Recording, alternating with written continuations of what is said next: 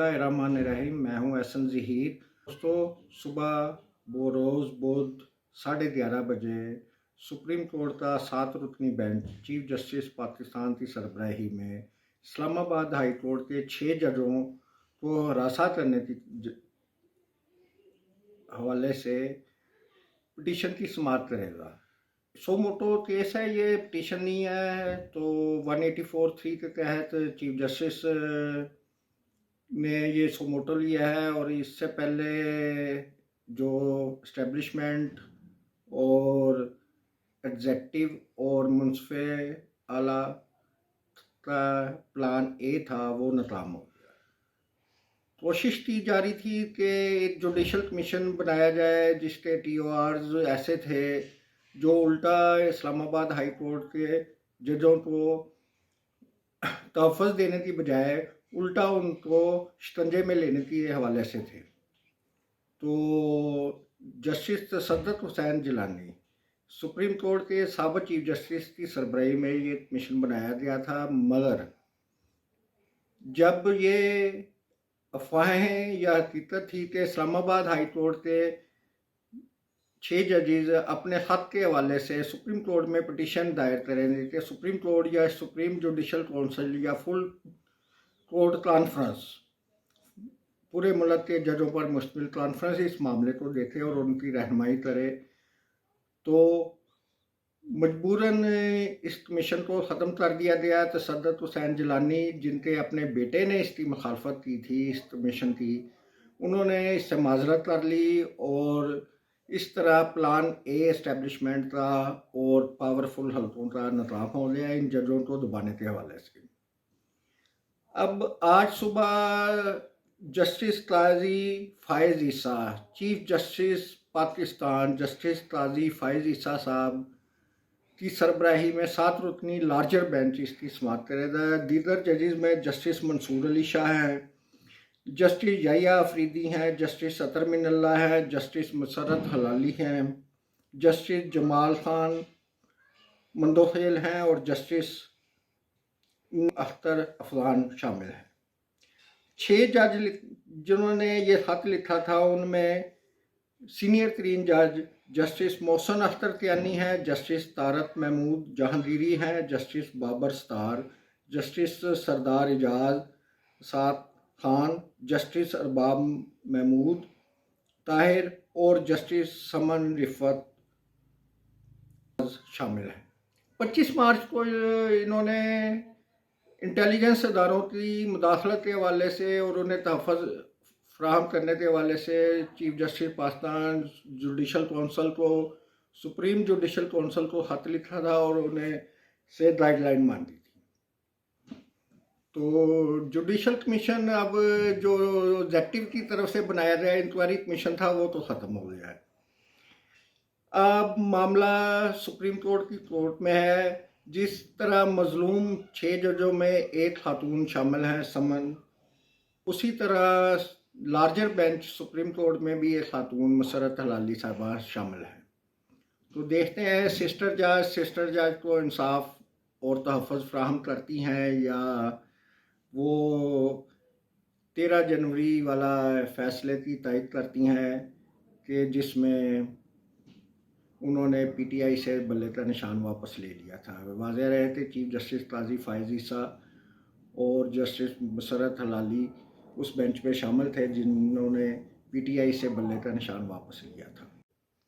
नाजरीन, जस्टिस मसरत हलाली उस बेंच में शामिल हैं जिसने अपनी जूनियर जज जस्टिस समन रिफत इम्तियाज़ को तहफ़्फ़ुज़ फ्राहम करना है। तो उम्मीद है कि ये पावरफुल बेंच जो है ये अपनी अंजाम तक पहुँच सकेगा कि इन 7-6 जजों को जो धमकियाँ दी गई हैं, हरासा किया गया है, उस हवाले से इंटेलिजेंस एजेंसियों के किरदार को महदूद कर सके और आइंदा से ये सिलसिला बंद हो सके।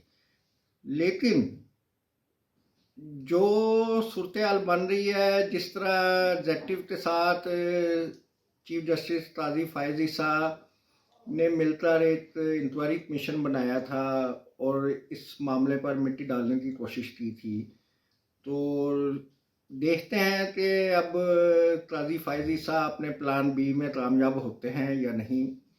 प्लान बी के हवाले से ये मुझे लगता है कि इस मामले को भी दबाने की कोशिश की जाएगी। ये मेरी ज़ाती राय है, जो हालात वाक़यात पेश आए हैं उससे तो यही लगता है कि इस मामले को दबाने की कोशिश की जाएगी।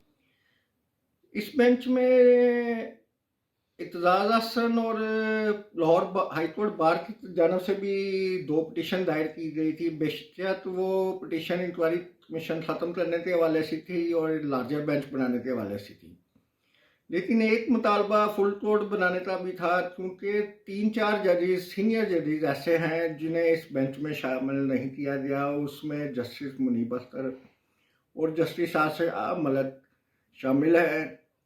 तो ये दोनों जज काजी साहब के दूसरे मुखालफ हल्के दड़े में शामिल शुमार होते हैं, और जो सुप्रीम कोर्ट के 8-9 माह का टेन्योर है चीफ जस्टिस काजी फायज ईसा साहब का, उसमें इनको साइडलाइन किया गया है और हम ख्याल जजों के ज़्यादातर बेंच बनाए गए हैं, जैसा कि उम्र ताब बंदियाल के दौर में भी हम ख्याल बेंच की इस्तेलाह इस्तेमाल होती थी। तो काजी साहब के हवाले से एक और बात कह दें कि काजी साहब ने आज मीडिया केस के हवाले से भी एक पिटीशन की समाअत की। इस पिटीशन में उन्होंने एक अपनी अहलिया के हवाले से फेक न्यूज़ पर सख्त बरहमी का इजहार किया। यूट्यूबर्स को बहुत बुरा भला कहा। बुरा भला तो क्या कहना था, उनसे शदीद नाराज़गी का इजहार किया, यूट्यूबर्स पर शदीद नाराज़गी का इजहार किया, और उन्होंने खुशखबरी सुनाई कि वो एक सुप्रीम कोर्ट भी यूट्यूब चैनल बना रही है। तो काजी साहब के टेन्योर में हमने यही देखा है कि यूट्यूबर्स को वो बुरा भला ही कहते हैं। तो अब वो सुप्रीम कोर्ट खुद अपना एक चैनल बनाने पर मजबूर हो रही है। अच्छी बात है, सुप्रीम कोर्ट अपने चैनल से, वैसे तो पीआरओ अगर प्रेस रिलीज में वो खबर की वजाहत कर देता कि काजी साहब और इस्लामाबाद हाई कोर्ट के चीफ जस्टिस की मुलाकात में उनकी अहलिया मौजूद नहीं थी, तो इस तरदीद से सारे अफवाहें दम तोड़ जाती और इस तरह की खबर देने वालों की भी तस्हीर हो जाती। मीडिया हिरासती केस में एक और भी अहम पेशरफ्त हुई है। 6 रिटायर्ड ब्यूरोक्रेट्स और पुलिस अफसरान, जिनमें से ज़्यादातर चतवाल, जहां से जनरल फैज का तल्लक है, उन्होंने 2022 में एक पिटीशन दायर की थी जो कि मीडिया को ज़ाब्ता अखलाक वाज़ह करने के हवाले से थी, यानी कि मीडिया को शिकंजे में लेने के लिए थी।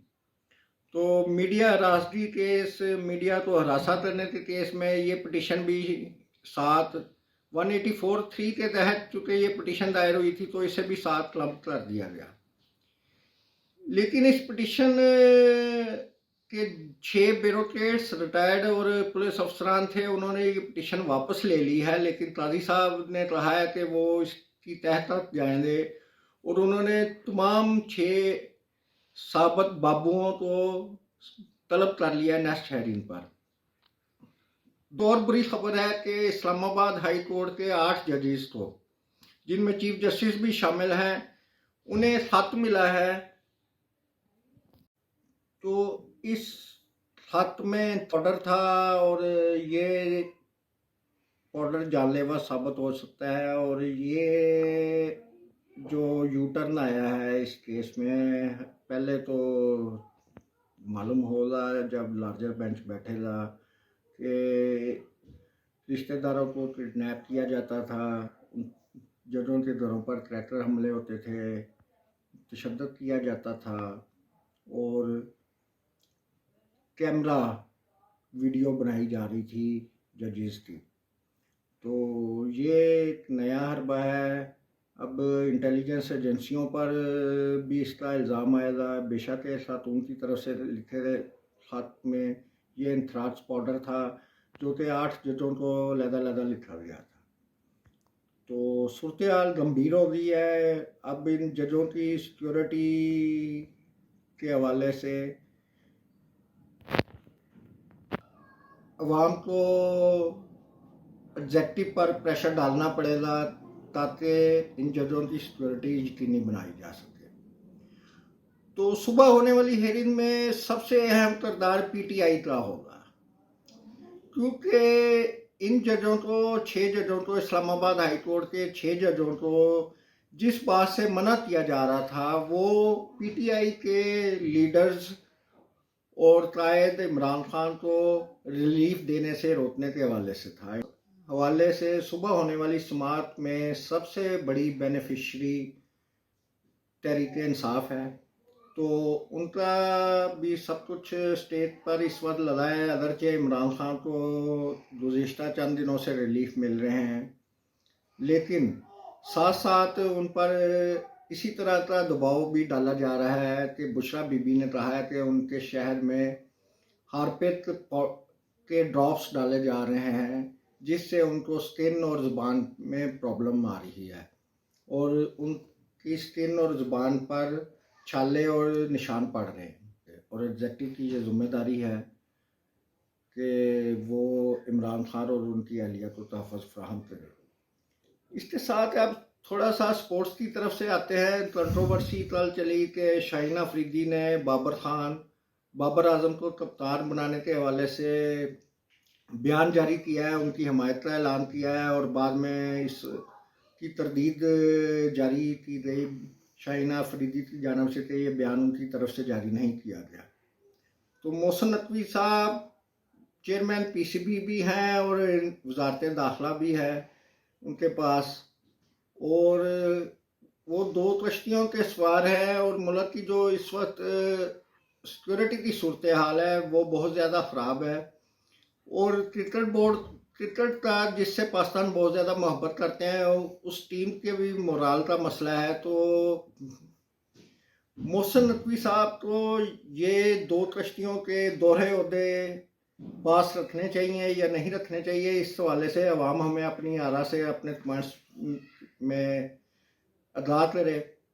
और जो नून लीग के अंदर चपकलिश है ये भी मोहसिन नकवी को नाकाम बनाने में कारामद हो सकती है। जैसा कि जब मिफ्ता इस्माइल थे तो मोहसिन नकवी साद डार साहब उनको बतौर वज़ीर ख़ज़ाना नाकाम बनाने की कोशिश करते रहे, मीडिया में उनके खिलाफ खबरें चलाते रहे, और इसमें वो कामयाब रहे। और मोहसिन नकवी के हवाले से भी देखते हैं नून लीग कामयाब होती है या नहीं।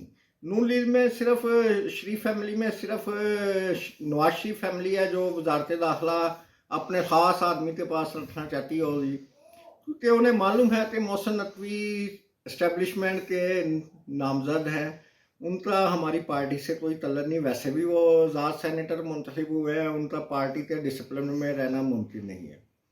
अगर आपको प्रोग्राम पसंद आया हो तो लाइक कीजिए, सब्सक्राइब कीजिए और शेयर कीजिए, अपने कमेंट्स का इज़हार कीजिए। अल्लाह हाफिज़।